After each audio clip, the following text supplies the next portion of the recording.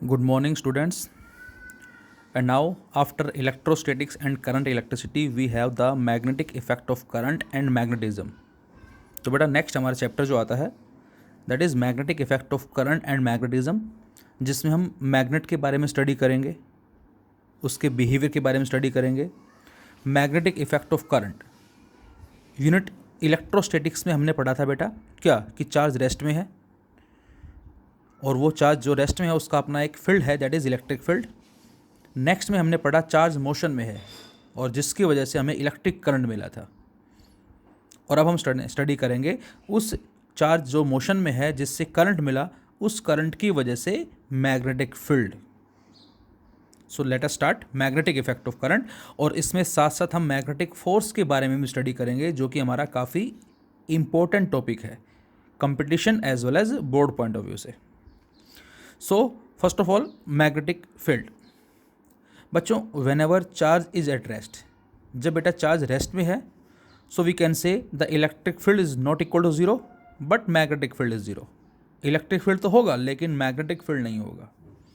लेकिन जब वही चार्ज मोशन में आ जाएगा तो इलेक्ट्रिक फील्ड तो होगा ही होगा, क्योंकि इलेक्ट्रिक फील्ड तो चार्ज के प्रोड्यूस होते ही, चार्ज के एग्जिस्ट होते ही एग्जिस्ट करता है। लेकिन मैग्नेटिक फील्ड के लिए नेसेसरी कंडीशन है चार्ज का मोशन होना चाहिए। और आगे पढ़ेंगे हम कि यदि वो चार्ज एक्सेलरेट कर रहा है तो वो एक वेव को भी प्रोड्यूस करेगा, जिसको नाम देंगे हम इलेक्ट्रोमैग्नेटिक वेव का। So moving charge produces the magnetic field. तो मैग्नेटिक फील्ड को बेटा हम मैग्नेटिक फील्ड को प्रोड्यूस कैसे कर सकते हैं? चार्ज के मोशन से, इसके अलावा करंट से बोल सकते हैं हम, इसके अलावा हम मैग्नेट से बोल सकते हैं, और इसके अलावा बाय चेंजिंग इलेक्ट्रिक फील्ड। क्या बताया मैंने? मैग्नेटिक फील्ड के सोर्स कौन कौन हो सकते हैं?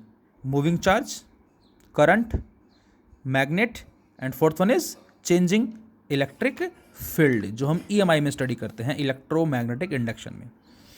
तो मैंने लिखा the space around current carrying conductor और magnet in which its magnetic effect can be felt is known as magnetic field. किसी भी करंट कैरिंग वायर के चारों तरफ वो स्पेस जिस स्पेस की प्रेजेंस को महसूस किया जा सके। क्योंकि ओरस्टेड ने एक्सपेरिमेंट किया था और उस एक्सपेरिमेंट में उसने एक करंट कैरिंग वायर के जस्ट एग्जैक्ट नीचे एक कंपास को पुट किया और उस कंपास में क्या मिला? डिफ्लेक्शन मिला। जब करंट को उल्टा किया गया तो भी डिफ्लेक्शन आया। तो दोनों ही केस में कंपास ने डिफ्लेक्शन दिया, और डिफ्लेक्शन का मतलब ज़रूर इस रीजन में कोई एक और मैग्नेटिक फील्ड प्रोड्यूस हो रहा है, और वो मैग्नेटिक फील्ड किसका था? इस करंट कैरिंग कंडक्टर का था।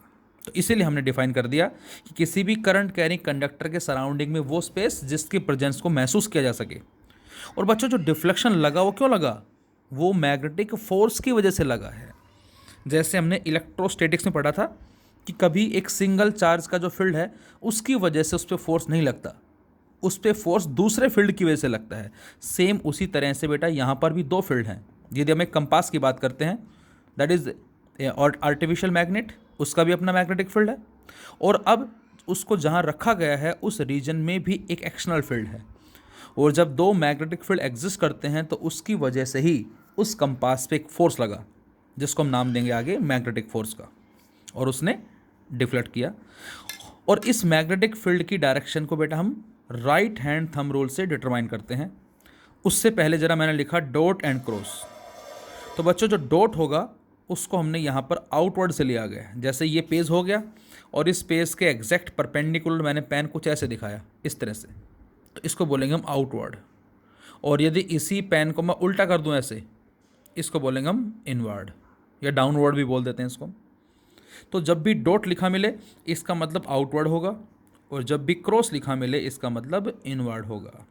अब आउटवर्ड या इनवर्ड क्या होगा? तो बच्चों, वो फील्ड भी हो सकता है, वो करंट भी हो सकता है, वो मैग्नेटिक डाइपोल मोमेंट, ये भी हम पढ़ेंगे आगे, ये भी हो सकता है, साथ साथ वो मैग्नेटिक फोर्स भी हो सकता है। फिलहाल यहाँ पर जो डॉट है इधर और इधर जो क्रॉस है, ये रिप्रेजेंट कर रहे हैं outward and magnetic field, inward magnetic field को। कैसे? तो राइट हैंड थंब रूल के अकॉर्डिंग हम बात करें कि इस डायरेक्शन में करंट फ्लो कर रहा है, तो अपने हाथ को ओपन करके कुछ ऐसे रखें जरा, इस तरह से। तो यहाँ करंट की डायरेक्शन में थंब हो गया, और जो उंगलियों को आपने फ्लैट कर रखा है ये क्या बताएंगी? Direction of magnetic field. और इस वायर के सराउंडिंग में कंसंट्रिक सर्कल्स की फॉर्म में मैग्नेटिक फील्ड प्रोड्यूस होगा। कंसंट्रिक सर्कल्स क्यों होगा? क्योंकि हम कोई टेबल लें और इस टेबल के एग्जैक्टली यहाँ सेंटर में एक वायर पास करें और उसमें करंट फ्लो करवाएं और इसके साइड में हम आयरन फाइलिंग्स को डालें और जब करंट फ्लो करेंगे, स्लाइटली स्ट्राइक करेंगे हम इसको, तो हमें सराउंडिंग में जो आयरन फाइलिंग्स पड़े हुए नज़र आ रहे हैं वो छोटे छोटे कंसंट्रिक सर्कल्स की फॉर्म में आ जाएंगे इस तरह से। यदि करंट को इंक्रीज़ कर दें तो हम देखेंगे सर्कुलर पोर्शन बढ़ जाएगा और करंट डिक्रीज़ कर दें तो सर्कुलर पोर्शन कम हो जाएगा। जो ये बता रहा है क्या कि इस करंट कैरिंग वायर के सराउंडिंग में जो कंसंट्रिक सर्कल्स की फॉर्म में मैग्नेटिक फील्ड डेवलप हो गया। और ये डायरेक्शन पता कैसे लगी? कंपास से, क्योंकि जब करंट फ्लो करके यहाँ पर कंपास को रखते हैं तो डिफ्लेक्शन देती है कुछ ऐसे। उस कंपास को उठा के जैसे यहाँ रखेंगे वो फिर डिफ्लेक्ट हो जाएगी, इसको उठा के यहाँ रखेंगे फिर डिफ्लेक्ट हो जाएगी। तो डिफ्लेक्ट करते करते इस तरह से एक कंसंट्रिक सर्कुलर लूप जो है वो फॉर्म करती है। तो उसी के बिहाफ पे हमने आंसर दिया है, लाइक ए सर्कल। ये हो गया। अब बच्चों मैं आपसे कहता हूँ कि इस वायर के इस तरफ देखो मेरी उंगलियों को ध्यान से। मेरी उंगलियाँ क्या हो रही हैं? ऊपर उठ रही हैं, ऊपर की तरफ है मतलब आउटवर्ड है। और इस वायर के इधर आ जाओ, इस तरफ, इस पोर्शन मेरी उंगलियाँ क्या हो रही हैं? अंदर जा रही हैं। अंदर जाने का मतलब क्रॉस। फिर से देखें ज़रा, ये वायर आपने लिया और उंगलियों को ऐसे करते हैं तो ये रिप्रेजेंट करती है आउटवर्ड को। तो इस वायर के लेफ्ट में आउटवर्ड होगा और इन उंगलियों को इधर बैंड करें, मतलब ये लेफ्ट पोर्शन हो गया, सपोज ये राइट पोर्शन हो गया, ये लेफ्ट एंड राइट। तो लेफ्ट में जो उंगलियों को ध्यान से देखेंगे आपको ऊपर उठती हुई नज़र आ रही हैं, आउटवर्ड। और इस तरफ देखोगे आप तो ये उंगलियां अंदर की तरफ जा रही, इनवर्ड। तो ये आउटवर्ड और इनवर्ड यहाँ मैग्नेटिक फील्ड को रिप्रेजेंट कर रहे हैं। जितना हम आगे जाएंगे वैसे फील्ड डिक्रीज होगा, इसके बारे में भी हम आगे बात करेंगे। तो ये हमारा राइट हैंड थंब रूल है। किसके लिए है? स्टेट कंडक्टर के लिए। तो स्टेट कंडक्टर के लिए थंब जो है वो करंट देगा और जो उंगलियां हैं मैग्नेटिक फील्ड। लेकिन बच्चों कंडक्टर यदि सर्कुलर हो तो क्या होगा? तो सर्कुलर कंडक्टर के लिए थंब जो है बेटा वो मैग्नेटिक फील्ड हो जाएगा। अब उल्टा है, और उंगलियां जो वो करंट को रिप्रेजेंट करेंगे। सपोज मैंने यहाँ करंट फ्लो किया एंटी क्लॉकवाइज में, अब हम रूल ऐसे लगाएंगे इस तरह से। तो ये तो करंट हो गया उंगलियाँ, और थंब क्या है? Magnetic field. थंब किस तरफ है? ऊपर की तरफ है। तो इसीलिए मैंने बीच में डॉट बना दिया। डॉट का मतलब आउटवर्ड मैग्नेटिक फील्ड। और यदि इसी लूप में हम करंट फ्लो करते क्लॉकवाइज तो फिर हम इन उंगलियों को ऐसे दिखाते क्लॉकवाइज। और थंब कहाँ होता? नीचे होता। और थंब नीचे होता तो इसको हम क्या लिखते? क्रॉस लिखते। मतलब यदि इसी में करंट फ्लो करता कुछ ऐसे तो फिर हम यहाँ पर क्या दिखाते? क्रॉस दिखाते, मतलब इनवर्ड मैग्नेटिक फील्ड। तो मैग्नेटिक फील्ड जो है वो किसी भी करंट की वजह से होता है, चार्ज के मोशन की वजह से होता है, इलेक्ट्रिक फील्ड को चेंज करने की वजह से, एज वेल एज एक मैग्नेट की वजह से। And now we have the important topic magnetic force. जैसे हमने इलेक्ट्रिक फोर्स पढ़ा है बेटा, that is equal to Q E, same उसी तरह से मैग्नेटिक फोर्स हमारा जो F M. Suppose in a certain region a charge having velocity V is moving and in that region an external magnetic field is present. तो बेटा charge किसी region में travel कर रहा है और उस रीजन में पहले से ही कोई एक एक्सटर्नल मैग्नेटिक फील्ड है। सपोज यदि ये नहीं होता तो क्या होता? तो आंसर है उस रीजन में केवल चार्ज पार्टिकल का खुद का मैग्नेटिक फील्ड होता। और बच्चों खुद के मैग्नेटिक फील्ड से कोई मैग्नेटिक फोर्स एक्ट नहीं करता। फोर्स तभी लगेगा जब एक्सटर्नल फील्ड होगा। तो ये बात आप याद रखना है कि यहाँ जो फील्ड है वो एक्सटर्नल मैग्नेटिक फील्ड है। और जब दो फील्ड मिलते हैं और जब टकराव होता है उनमें तो उसी से डिस्टर्बेंस अराइज होता है, जिसको हमने फोर्स का नाम दिया है, which is here magnetic force. And in electrostatics due to to fields we have studied about electric force. तो किसी रीजन में चार्ज पार्टिकल जिसका मैग्नीट्यूड क्यू है वो वी वेलोसिटी से ट्रैवल कर रहा है और वहाँ एक्सटर्नल मैग्नेटिक फील्ड भी है, और उस वेलोसिटी जो उसकी है वो उस एक्सटर्नल फील्ड के साथ सपोज करे एंगल बना रही है कितना? थीटा। तो मैं अब आपसे कहूँ बेटा इस वेलोसिटी को रिजोल्व करो कंपोनेंट में। तो इस वेलोसिटी का इधर जो कंपोनेंट आया that is V cos theta, जो किस तरफ आया है? इस एक्सटर्नल मैग्नेटिक फील्ड की डायरेक्शन की तरफ। और दूसरा कंपोनेंट है वी साइन थीटा, जो किस तरफ है? इस बी के exact perpendicular. So whenever a charge is moving then it produces the magnetic field, and the region where charge is moving also an external magnetic field present. then the charge experience a sideway deflection due to a force and which is known as magnetic force. तो उस reason में जहाँ charge travel कर रहा है वहाँ external magnetic field पहले से मौजूद है, तो उसकी वजह से उस चार्ज पे एक फोर्स लगेगा और वो डिफ्लेक्ट होगा अपने पाथ से, और उस फोर्स को हमने मैग्नेटिक फोर्स का नाम दिया है. तो एक्सपेरिमेंटली वो जो मैग्नेटिक फोर्स है किन किन पैरामीटर पे डिपेंड करेगा बच्चों? तो फर्स्ट बताया गया बेटा, it depends on the magnitude of charge. Second, the perpendicular component of the velocity vector. Velocity vector का जो परपेंडिकुलर कंपोनेंट है ये वाला, जिसको v साइन थीटा का नाम दिया है. और तीसरा किस पे डिपेंड करेगा? एक्सटर्नल मैग्नेटिक फील्ड पे डिपेंड करेगा. तो ये फोर्स इन तीन पैरामीटर पे डिपेंड करता है. किस किस पे? चार्ज पे, दूसरा perpendicular component of velocity v sine theta, and तीसरा एक्सटर्नल मैग्नेटिक फील्ड. और इन तीनों को यदि हम कंबाइन करें तो ये मिलता है हमें F directly Q into V sine theta into B. बेटा यहाँ थीटा क्या है ये आपको ध्यान रखना है. Theta is the angle between V and B. Velocity vector और एक्सटर्नल मैग्नेटिक फील्ड के बीच का एंगल है. और इसको ऐसे भी लिख सकते हैं QVB साइन थीटा. और इस डायरेक्टली को हटा के हमने प्रोपोर्शनलिटी कांस्टेंट लगाया जिसकी वैल्यू 1 है. So F equal to QVB into sine theta. और इसको हम ऐसे भी लिख सकते हैं F vector equal to Q into V cross B. Why? Because in vector algebra A vector dot B vector जो है बेटा वो होता है AB कोस थीटा के बराबर, लेकिन A vector cross B vector जो है वो AB sine theta into n cap के बराबर होता है. मतलब जहाँ A क्रॉस B है वहाँ AB साइन थीटा लिख सकते हैं, जहाँ AB साइन थीटा है वहाँ A क्रॉस B लिख सकते हैं. और एन कैप क्या होगा बात करेंगे अभी ज़रा हम. ये एन कैप हमें A क्रॉस B की डायरेक्शन देगा और जिसको राइट हैंड थंब रूल से हम डिटरमाइन करते हैं. अभी बात करेंगे इसके बारे में भी हम. तो यहाँ वी बी साइन थीटा को मैंने क्या लिखा? V vector cross B vector. अब यदि आपसे कहा जाए कि मैग्नेटिक फील्ड को इसके बिहाफ पर डिफाइन करो तो मैंने लिखा if Q equal to 1, V equal to 1 and theta equal to 90 degree. उस केस में क्या होगा? ये 1 ये 90, तो B जो है वो F के बराबर आ जाएगा.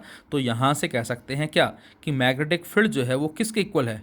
Magnetic force experience by a unit charge which is moving with a unit velocity perpendicular to the direction of magnetic field.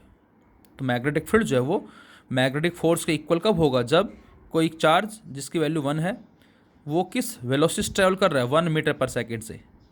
और वो कितने एंगल से ट्रैवल कर रहा है उस मैग्नेटिक फील्ड में? 90 डिग्री एंगल से. तो लिखा so magnetic field at a point in the region is equal to magnetic force experience by a unit charge moving with a unit velocity perpendicular to the direction of magnetic field. Unit की बात करें हम इसकी तो बेटा इसकी जो SI unit होती है फील्ड की that is tesla. Force newton, charge coulomb, velocity metre per second, theta is 90 degree.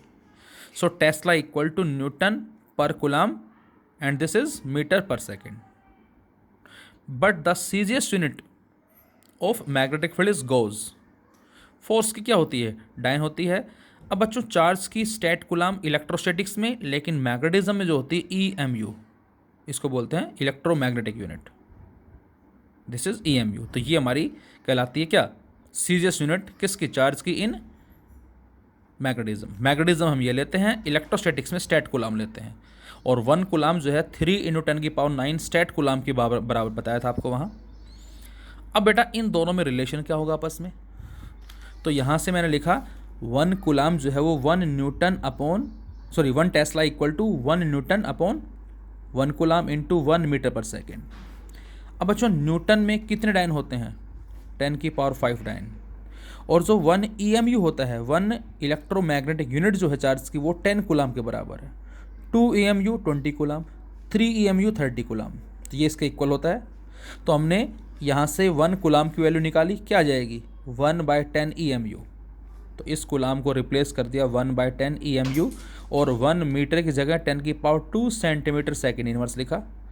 और अब ये 10 इससे कट जाएगा एक, और एक 10 को ऊपर ले गए 10⁴ बचेगा. साथ में डायन EMU सेंटीमीटर सेकेंड इनवर्स जो क्या बन गया? गॉस बन गया. So 1 tesla equal to 10⁴ gauss और 1 gauss equal to 10⁻⁻4 tesla. This is the relationship between SI and CGS unit. अब बच्चों क्वेश्चंस हमें किस किस तरह से मिलते हैं मैग्नेटिक फोर्स पे, देखे जरा. F equal to QVB sine theta और F equal to Q into V cross B if theta is 0.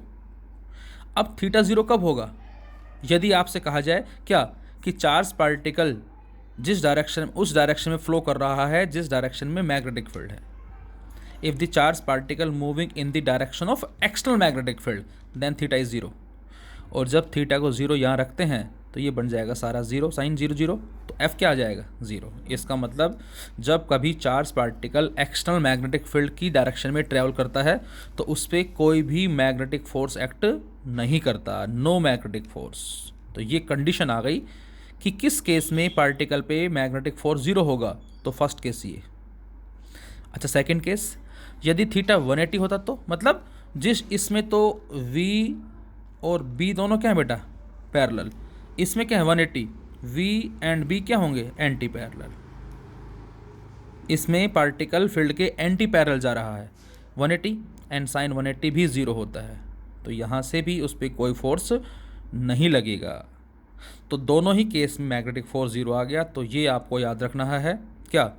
जब थीटा 0 हो V और B पैरेलल हैं और जब 180 डिग्री हैं V और B एंटी पैरेलल हैं. दोनों केस में मैग्नेटिक फोर्स जो लगेगा उस चार्ज पार्टिकल पे वो 0 होगा. और न्यूटन के सेकंड लॉ के अकॉर्डिंग यदि फोर्स 0 है इसका मतलब होगा मास इनटू एक्सेलरेशन इज 0. मास 0 होगा नहीं बच्चों, A 0 है. और A 0 है, इसके दो मतलब हैं, या तो पार्टिकल रेस्ट में है या कांस्टेंट वेलोसिटी से ट्रैवल कर रहा है. और वेलोसिटी कांस्टेंट का मतलब क्या है? ना तो उसका मैग्नीट्यूड चेंज हो रहा है और ना ही उसकी डायरेक्शन चेंज हो रही है. और ऐसे पाथ को हम क्या बोलते हैं? स्ट्रेट लाइन पाथ बोलते हैं. तो इसका मतलब क्या हुआ? The charge particle moves in a straight line path. तो ऐसे भी क्वेश्चन हो सकता है, under what condition the charge particle moves in a straight line path. तो आंसर होगा जब मैग्नेटिक फोर्स 0 है. मैग्नेटिक फोर्स 0 कब होगा बेटा? नंबर 1, चाहे थीटा 0 हो या थीटा 180 डिग्री हो. अच्छा, आपसे कह दिया जाए कि न्यूट्रॉन पे मैग्नेटिक फोर्स कितना लगेगा. तो न्यूट्रॉन क्या है? न्यूट्रल पार्टिकल है जिस पे चार्ज क्या हो जाएगा? 0 हो जाएगा. और जब चार्ज 0 है तो मैग्नेटिक फोर्स 0 होगा. आपसे कह दिया जाए चार्ज पार्टिकल रेस्ट में है, अब बताओ मैग्नेटिक फोर्स क्या होगा. तो यदि पार्टिकल रेस्ट में है तो V0 then F equal to 0. तो इस तरह से हम चेक कर सकते हैं कि किन किन कंडीशंस में मैग्नेटिक फोर्स जो वो क्या होगा? 0 होगा. अब थीटा हमने 0 ले लिया, 180 डिग्री ले लिया. अब ज़रा लेते हैं 90 डिग्री एंगल. यदि वेलोसिटी और मैग्नेटिक फील्ड दोनों परपेंडिकुलर हैं तो क्या होगा? तो फोर्स हो जाएगा QVB sine 90 and sine 90 maximum होता है, दैट इज़ 1. तो इसका मतलब इस केस में उस चार्ज पार्टिकल पे जो मैग्नेटिक फोर्स लगेगा वो मैक्सिमम लगेगा. तो बच्चों इस केस में मैग्नेटिक फोर्स मैक्सिमम होगा. अब इसका मतलब क्या है? तो आंसर है कि यहाँ पर हमने डायग्राम में दिखाया कुछ इस तरह से क्रॉस का मतलब इनवर्ड मैग्नेटिक फील्ड है ये. और यदि डॉट दिखाते हैं इसका मतलब क्या होगा बच्चों? Outward magnetic field. कोई भी आप दिखा सकते हैं. और इस मैग्नेटिक फील्ड में कोई चार्ज पार्टिकल जो वो V वेलोसिटी से एंटर कर रहा है इस तरह से, this is the velocity V. तो बेटा ये मैग्नेटिक फील्ड है इनवर्ड और ये वेलोसिटी है. तो इनवर्ड तो मैग्नेटिक फील्ड हो गया और ये वेलोसिटी V हो गई. दोनों में एंगल कितना है? 90 डिग्री. क्यों? ये तो मैग्नेटिक फील्ड है इनवर्ड और ये वेलोसिटी है परपेंडिकुलर. तो क्या होगा? तो आंसर है जैसे ही पार्टिकल चलेगा फोर्स लगेगा और वो फोर्स इसको खींचेगा. अब ज़रा रूल लगा के देखें हम. कौन सा rule? Fleming left hand rule. अब फ्लेमिंग लेफ्ट हैंड रूल हमसे क्या कहता है देखे ज़रा. तो ये हमारा कहलाता है फ्लेमिंग लेफ्ट हैंड रूल. इस तरह से इसमें ये जो थंब है बेटा ये हमें देता है डायरेक्शन किसकी? मैग्नेटिक फोर्स की. उसके बाद जो नेक्स्ट फिंगर हमारी है ये हमें देती है डायरेक्शन किसकी? मैग्नेटिक फील्ड की. और उसके बाद जो सेंट्रल फिंगर हमारी ये हमें देती है डायरेक्शन किसकी? करंट की. दोबारा से, this is the Fleming left hand rule. Force, magnetic field and direction of current. इसको आप डायरेक्शन ऑफ करंट बोल दो या direction of flow of positive charge बोल दो, एक ही बात है. लेकिन इलेक्ट्रॉन की बात करें तो इलेक्ट्रॉन इस उंगली के एग्जैक्ट एंटी पैरेलल अपोजिट होगा. याद रखने का तरीका क्या है बेटा इसका? तो आंसर है घर में सबसे बड़ी जो पोजीशन है वो फादर की होती है, एफ। एफ का मतलब फादर, एफ का मतलब फोर्स, इस तरह से याद रखें हम। सेकंड नंबर किसका आता है? मम्मी का आता है, मदर का आता है। एम का मतलब मदर, एम का मतलब मैग्नेटिक फील्ड, इस तरह से। और उसके बाद नंबर किसका आता है? बच्चों का, C. C for child and C for children और सी फॉर करंट।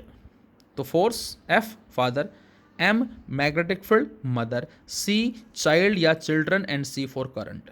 तो इस तरह से हम इसको याद रख सकते हैं, force, magnetic field and flow of charge. तो बेटा इस पर हम जरा रूल लगाएं कुछ इस तरह से। ये फ्लो ऑफ चार्ज है, ये मैग्नेटिक फील्ड, तो थंब किधर है? ऊपर की तरफ है। ऊपर का मतलब इस तरफ। तो इसका मतलब क्या हुआ? इस पार्टिकल पे जो जा रहा है इस तरफ v वेलोसिटी से, और ये मैग्नेटिक फील्ड है, इस पे फोर्स किधर लगा? ऊपर लगा, और वो इसको इधर की बजाय इधर खींचेगा। अब जैसे पार्टिकल इधर गया वो इधर डिफ्लेक्ट हो गया इस फोर्स से। अब यहाँ पर फिर से फोर्स लगेगा, वो इधर खींचेगा। फिर इधर जा रहा था वो अंदर की तरफ मुड़ जाएगा, फिर से फोर्स लगेगा, फिर से फोर्स लगेगा। तो बारी बारी से ये फोर्स क्या करेगा? इसको अंदर की तरफ खींच रहा है, और जिसकी वजह से पार्टिकल इस तरह से घूमेगा। और ये जो पाथ हमारा है that is the circular path. तो बच्चों जब थीटा की वैल्यू 90 डिग्री होती है उस केस में जो मैग्नेटिक फोर्स लगता है उस पर वो मैक्सिमम होता है, और उसकी वजह से जो पाथ मिलता है हमें सर्कुलर पाथ। और ये हमने फ्लेमिंग लेफ्ट हैंड रूल से शो कर दिया। और पार्टिकल कुछ इस तरह से ट्रैवल करेगा। इस पे रूल लगाएं जगह, हर जगह। यहाँ पर रूल लगाना हो हमें तो हम रूल ऐसे लगाएंगे, इस तरह से। यहाँ रूल लगाना हो हमें तो हम रूल ऐसे लगाएंगे, कुछ इस तरह से। ये अंदर की तरफ फोर्स है, ये मैग्नेटिक फील्ड है, ये क्या है? वेलोसिटी। यहाँ पर रूल ऐसे लग जाएगा, ये फोर्स अंदर की तरफ, ये मैग्नेटिक फील्ड, ये वेलोसिटी। यहाँ रूल ऐसे लग जाएगा। तो इसका मतलब चार्ज पार्टिकल जो है वो एंटी क्लॉक वाई डायरेक्शन में ट्रैवल कर रहा है। कब? जब इनवर्ड मैग्नेटिक फील्ड है। लेकिन बच्चों इसी में आउटवर्ड मैग्नेटिक फील्ड होता जो मैंने इसमें दिखाया, तो अब जो रूल हम कुछ ऐसे लगाएंगे, उंगली जो है ऊपर की तरफ आएगी। ये magnetic force, sorry magnetic field, ये वेलोसिटी, ये मैग्नेटिक फोर्स। इस केस में चार्ज पार्टिकल जो वो क्लॉक वाइज डायरेक्शन में ट्रैवल करेगा। तो यहाँ से हमें जो रिजल्ट ये मिला। अब हमने पढ़ा है यूनिफॉर्म सर्कुलर मोशन, तो ये उसी तरह का ही मोशन है बेटा बच्चों। So in this case v is perpendicular to b, the magnetic force becomes maximum and the charged particle moves in a circular path with a constant speed. So this is the uniform circular motion and achieve equal distance within equal interval of time. तो यहाँ पर uniform circular motion है, speed constant रहेगी इसकी। बच्चों ध्यान रहे, मैंने क्या कहा? स्पीड कांस्टेंट रहेगी, लेकिन जो वेलोसिटी है बेटा, जो कि वेक्टर क्वांटिटी है, जो मैग्नीट्यूड और डायरेक्शन पे डिपेंड करती है। तो इसका मतलब यहाँ पर ये तो सेम है, लेकिन ये चेंज हो रहा है डायरेक्शन। इसका मतलब वेलोसिटी चेंज हो रही है, और जब वेलोसिटी चेंज होती है तो उसको हम एक्सेलरेटेड मोशन बोलते हैं। और यूनिफॉर्म सर्कुलर मोशन में जो एक्सेलरेशन काम करता है दैट इज सेंट्रीपिटल एक्सेलरेशन। तो इसका मतलब यहाँ पर मैग्नेटिक फोर्स जो है वो सेंट्रीपिटल फोर्स प्रोवाइड कर रहा है चार्ज पार्टिकल को सर्कुलर पाथ में मूव करवाने के लिए। And hence Q V B equal to M V square by R. तो यहाँ से आर की वैल्यू क्या आ जाएगी बेटा? M V upon Q B. तो ये आ गया हमारा क्या? जब थीटा 90 डिग्री है तो चार्ज पार्टिकल सर्कुलर पाथ में ट्रेवल करेगा। So this is the radius of the circular path. So this is the expression for radius. Mass into velocity क्या बन गया? मोमेंटम बन गया। तो ये आ गया P बाय क्यू बी। हमें पता है काइनेटिक एनर्जी बराबर किसके होती है? P square upon 2m। तो P बराबर 2me का अंडर रूट, ये आ गई root 2me by Q B. और एनर्जी बराबर किसकी होती है बेटा? चार्ज इनटू पोटेंशियल डिफरेंस, क्योंकि एनर्जी वर्क डन ही है और वर्क डन होता है चार्ज इनटू पोटेंशियल डिफरेंस। तो ये सारे के सारे एक्सप्रेशन हमारे रेडियस के कहलाते हैं। R M V upon Q B भी होता है, आर एम वी जो कि मोमेंटम है P बाई क्यू बी भी होता है, R momentum from relation kinetic energy equal to P square upon 2m। तो इस 2m को इधर ले गए तो P बराबर आ जाएगा 2me का अंडर रूट और E बराबर क्यू बी। तो आपसे कहा जाए क्या कि चार्ज पार्टिकल जो है सेम वेलोसिटी से एंटर कर रहे हैं किसी मैग्नेटिक फील्ड में परपेंडिकुलरली, किसका रेडियस कम होगा, किसका रेडियस ज़्यादा होगा? तो वेलोसिटी सेम है, तो हम आंसर देंगे मास और चार्ज के रेशियो के बिहाफ पे। फील्ड तो सेम है, किसका मास कम है, किसका मास ज़्यादा है, किसका आर कम, किसका आर ज़्यादा है, किसका क्यू कम, किसका क्यू ज़्यादा। उसी क्वेश्चन में कहा जाए दो अलग अलग चार्जेज हैं, सेम मोमेंटम से एंटर कर रहे हैं परपेंडिकुलरली। अब बताओ, मोमेंटम सेम है तो इस बार जो रेडियस होगा वो इन्वर्स रेशो होगा चार्ज के। दो अलग अलग पार्टिकल है, सेम काइनेटिक एनर्जी से परपेंडिकुलरली एंट्री कर रहे हैं, तो इस बार ई सेम है, रूट एम बाय क्यू के रेशो के हिसाब से आंसर देंगे। और सेम पोटेंशियल डिफरेंस से एक्सेलरेट कर रहे हैं तो रूट एम और नीचे क्यू ऊपर रूट क्यू, तो एम बाय क्यू और इस सारे का रूट आ जाएगा। तो इस तरह से भी क्वेश्चन हमें मिल सकते हैं। तो ये हमारा रेडियस का एक्सप्रेशन आ गया। टाइम पीरियड कितना होगा T, that is equal to 2 pi by omega, V equal to R omega, तो ओमेगा बराबर किसके आ जाएगा बेटा, वी बाई आर। इसको पुट करें हम यहाँ पर तो टाइम की वैल्यू आ जाती है 2 पाई एम बाई क्यू बी, तो फ्रीक्वेंसी क्यू बी अपॉन 2 पाई एम। तो इस तरह से क्वेश्चंस बनते हैं हमारे, कब, जब थीटा की वैल्यू कितनी है, 90 डिग्री है।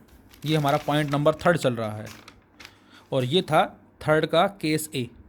परपेंडिकुलर होने से क्या क्या होगा, ये सारे इफेक्ट होंगे परपेंडिकुलर होने से। 3 का बी मैंने लिया, 3 का बी में if theta 90 degree between V and B then path will be circular, then what can you say about. अब पाथ यदि सर्कुलर है तो आप चेंज इन स्पीड के बारे में क्या कहोगे, चेंज इन वेलोसिटी के बारे में क्या कहोगे, चेंज इन मोमेंटम के बारे में क्या कहोगे, as well as change in kinetic energy के बारे में क्या कहोगे। तो बेटा ये हमारा यूनिफॉर्म सर्कुलर मोशन है जिसमें स्पीड कांस्टेंट है, क्योंकि स्पीड स्केलर क्वांटिटी है जो केवल मैग्नीट्यूड पर डिपेंड करती है। Kinetic energy also a scalar quantity, तो जितनी भी स्केलर क्वांटिटी हैं वो केवल मैग्नीट्यूड पर डिपेंड करेगी, और यहाँ पर मैग्नीट्यूड क्या है, सेम है। इसका मतलब there is no change in speed as well as kinetic energy. लेकिन बच्चों वेलोसिटी और मोमेंटम चेंज होंगे, क्यों, क्योंकि ये वेक्टर क्वांटिटी है, और वेक्टर क्वांटिटी है मतलब ये मैग्नीट्यूड के साथ साथ डायरेक्शन पे भी डिपेंड करेंगे। और यहाँ सर्कुलर पाथ में हर जगह डायरेक्शन क्या हो रही है, चेंज हो रही है। इसका मतलब वेलोसिटी लगातार चेंज हो रही है, और इसका मतलब मोमेंटम भी लगातार चेंज हो रहा है। अब यदि ये बात कही जाए कितना चेंज हो रहा है, तो बेटा हमने पढ़ा है चेंज इन वेलोसिटी का एक्सप्रेशन यूनिफॉर्म सर्कुलर मोशन में यूजिंग वेक्टर अलजेब्रा, और चेंज इन वेलोसिटी जो हमारी आती है वो आती है 2v sin थीटा बाई 2। जैसे चार्ज पार्टिकुलर सर्कुलर पाथ में ट्रेवल कर रहा है और आपसे कहा जाए कि वो पहुंच गया ए से बी पे, what will be the change in speed, तो answer is 0। What will be change in kinetic energy, again answer is 0 क्योंकि दोनों स्केलर क्वांटिटी हैं। What will be change in velocity, अब ए से बी के लिए कितना एंगल डिस्क्राइब हुआ बच्चों, 90 डिग्री डिस्क्राइब हुआ। ध्यान से देखें ये 90 डिग्री है, और इस 90 को रख दो आप यहाँ पर, तो 2v sin 90 बाई 2 ये बन गया 45, और sin 45 1/√2, तो 2v 1/√2, तो आंसर आ जाएगा √2v। ये आ गई चेंज इन वेलोसिटी। और इस चेंज इन वेलोसिटी को यदि हम मल्टीप्लाई किससे कर दें, मास से मल्टीप्लाई कर दें, तो वो आ जाएगा ए से बी का चेंज इन मोमेंटम। इसी में आपसे कहता कि ए से सी के लिए बताओ चेंज इन वेलोसिटी कितनी होगी, तो बेटा ए से सी के लिए कितना डिस्क्राइब हुआ एंगल, 180 डिग्री। तो इस बार हम क्या लिखते, 2v sin 180 बाई 2, ये बन गया 90 sin 91, तो चेंज इन वेलोसिटी कितना हो जाएगा 2v, और इस 2v को m से मल्टीप्लाई कर देंगे तो वो a से c का चेंज इन मोमेंटम आ जाएगा।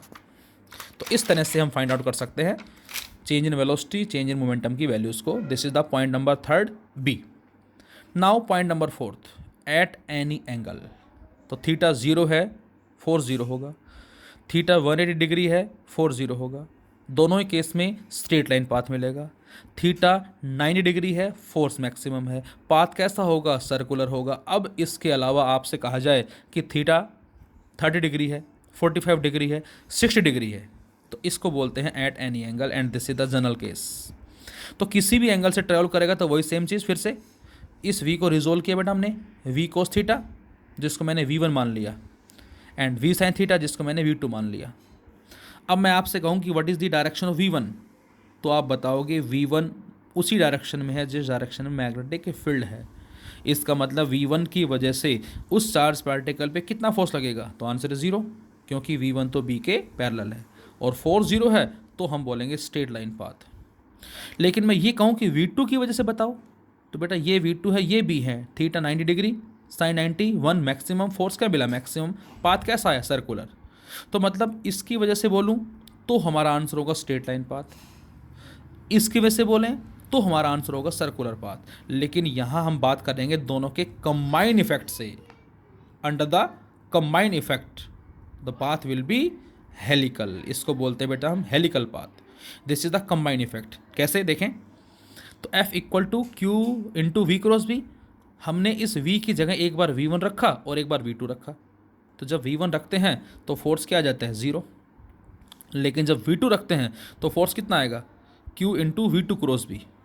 और अभी पढ़ा था A क्रॉस बी होता है ए बी साइन थीटा के, सेम V2 क्रॉस बी क्या होगा V2 B साइन 90, क्योंकि V2 और B दोनों परपेंडिकुलर है एंड साइन 91, तो फोर्स क्या आ गया maximum Q V2 B and this force Q V2 B provides the centimetre force. तो ये आ जाएगा Q V2 B equal to M V2 का स्क्वायर बाय R। इस बार हम ये लिखेंगे सेंटीमीटर फोर्स, तो इस बार R कितना आ जाएगा M V2 अपॉन QB। इस बार R की वैल्यू क्या आएगी बेटा M V2 upon QB and V2 is V sine theta.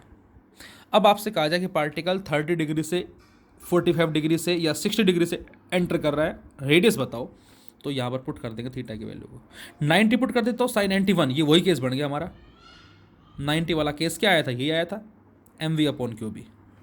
तो इस हिसाब से हम रेडियस निकाल लेंगे उस हेलिकल पाथ के रिगार्डिंग में, कब, जब थीटा कोई भी हमें दे रखा है 30, 35, 45 जो भी है। अच्छा V2 की वैल्यू क्या आएगी R omega, so omega is equal to V2 by R, और इस R की वैल्यू को हम जब पुट करते हैं यहाँ तो ये ओमेगा आता है और ये टाइम आ जाएगा 2 पाई M बाय QB। तो यहाँ पर जो कंबाइन इफेक्ट होगा बेटा, कंबाइन इफेक्ट क्या देगा हेलिकल पाथ, और हेलिकल पाथ कुछ इस तरह से इन दिस वे, ऐसे फर्स्ट ये मतलब ये इस तरह से ना हो कि ऐसे है इन दिस वे, इस तरह से।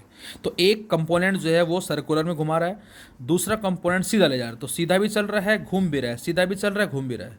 खाली 90 की वजह से बात करें तो घूमता ही रहेगा एक जगह पर, खाली पैरेलल की वजह से बात करें सीधा चलता रहेगा। लेकिन अब दोनों का कंबाइंड इफेक्ट है, सीधा भी चल रहा है घूम भी रहा है, सीधा भी चल रहा है घूम भी रहा है, इसको बोलेंगे हेलिकल पाथ।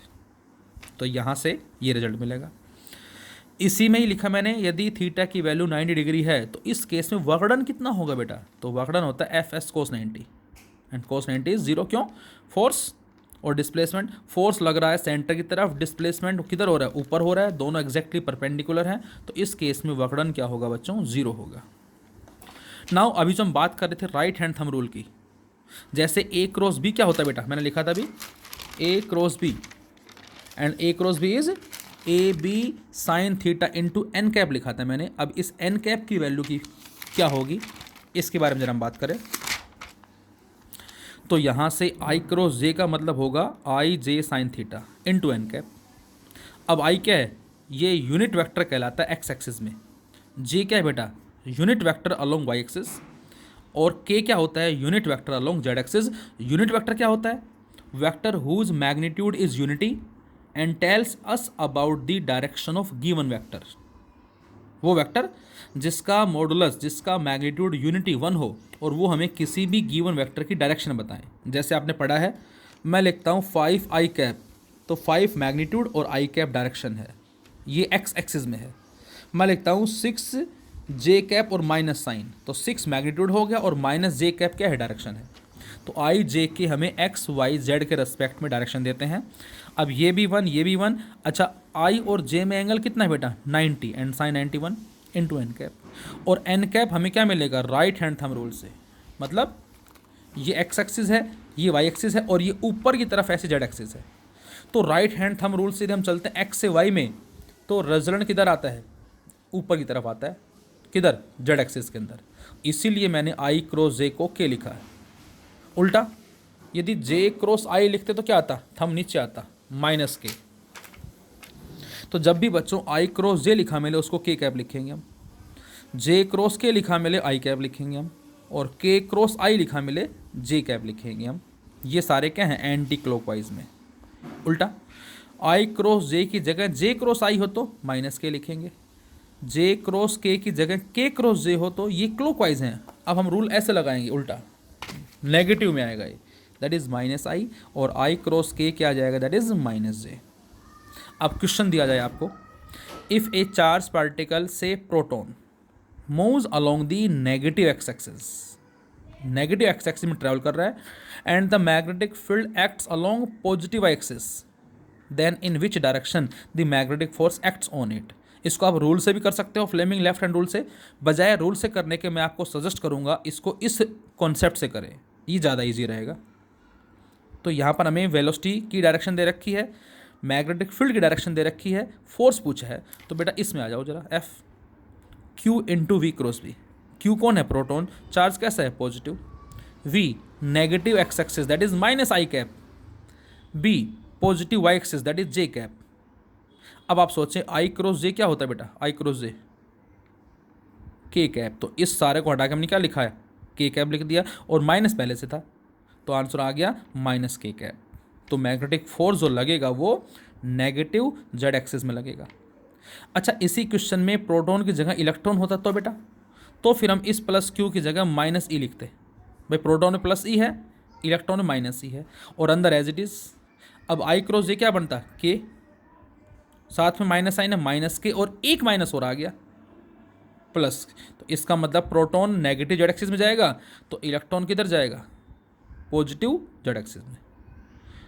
तो यहाँ से मैंने लिखा क्या कि चार्ज पार्टिकल जो है वो किधर जा रहा है? नेगेटिव एक्स एक्सिस के अंदर। नेगेटिव का मतलब इस तरफ, इस तरफ जा रहा है। मैग्नेटिक फील्ड किधर है? पॉजिटिव आई में। तो ये तो मैग्नेटिक फील्ड हो गया, ये वेलोसिटी हो गई। तो यहाँ पर जो फोर्स लगा प्रोटॉन में किधर लगेगा? नेगेटिव का मतलब प्रोटॉन चला जाएगा नीचे की तरफ, अंदर इस तरफ जाएगा। और इलेक्ट्रॉन कहाँ जाएगा? इलेक्ट्रॉन जाएगा ऊपर की तरफ, इस तरह से ऊपर उठेगा वो। तो यहाँ पर एफ वी बी इन तीनों में से कोई भी दो गिवन होंगे, तीसरे की वैल्यू जो है हमें वो फाइंड आउट करनी पड़ेगी। तो यहाँ पर हमने वी और बी दिया, एफ पूछा। अब जरा आपसे कहा जाए कि चार्ज पार्टिकल पे जो फोर्स लग रहा है वो जेड एक्सिस में लग रहा है, और charge particle negative Y axis में ट्रैवल कर रहा है, तो बताओ मैग्नेटिक फील्ड की डायरेक्शन क्या होगी? फोर्स दे दिया, वेलोसिटी दे दी, बी पूछा इस बार आपसे। तो एफ की जगह लिखेंगे बेटा के कैप, चार्ज में भी पॉजिटिव और नेगेटिव। यदि नेगेटिव है तो यहाँ माइनस क्यू आ जाएगा, और यदि पॉजिटिव है तो plus Q. Inside V velocity किधर है बेटा? Negative Y axis, minus J दे दिया। अब हमें बी निकालना है। अब आप ये सोचिए ज़रा कि जे को किससे मल्टीप्लाई करने से के कैप आएगा? देखें ज़रा, जे को किससे मल्टीप्लाई करने से के कैप आएगा? देखो यहाँ आई से, आई से। इसका मतलब ये तो कन्फर्म है कि यहाँ पर आई आएगा, लेकिन ये नहीं पता कि यहाँ पर आई जो आएगा वो प्लस का आएगा या माइनस का आएगा। अब आप ये सोचें कि यदि मैं यहाँ पर आई कैप लगाता हूँ तो क्या आंसर आएगा? जे क्रॉस आई क्या बना? जे क्रॉस आई, जे क्रॉस आई क्या बन जाएगा? माइनस के बन जाएगा ये। तो ये बन जाएगा माइनस के, और माइनस पहले से है, प्लस के, प्लस के आ गया, और हमें चाहिए क्या आंसर? प्लस के आंसर ही चाहिए। तो हमारा आंसर करेक्ट होगा, मतलब magnetic field positive x axis में होगा। यदि आपसे कहता कि magnetic force negative Z axis में लग रहा है तो जे आ गया, फिर से आई रख के देखें, आई रखा, जे क्रॉस आई माइनस के, वो माइनस माइनस प्लस हो गया, लेकिन हमें आंसर क्या चाहिए? माइनस के चाहिए। तो फिर हम यहाँ पर माइनस और लगा देते हैं। तो इस तरह से हमें जज करना होगा, चेक करना होगा कि हम यहाँ पर क्या लें, कौन सी डायरेक्शन लें, ताकि इन दोनों का प्रोडक्ट जो वो ये आ जाए, इनका जो क्रॉस प्रोडक्ट है जो वो ये आ जाए यहाँ से। इस तरह से फाइंड आउट करेंगे। So these are the questions based on magnetic force. Next video में हम डिफ्लेक्शन के बारे में बात करेंगे कि कितने एंगल से चार्ज पार्टिकल मैग्नेटिक फील्ड में डिफ्लेक्ट होता है, और वो उस मैग्नेटिक फील्ड की विड्थ पे भी डिपेंड करता है।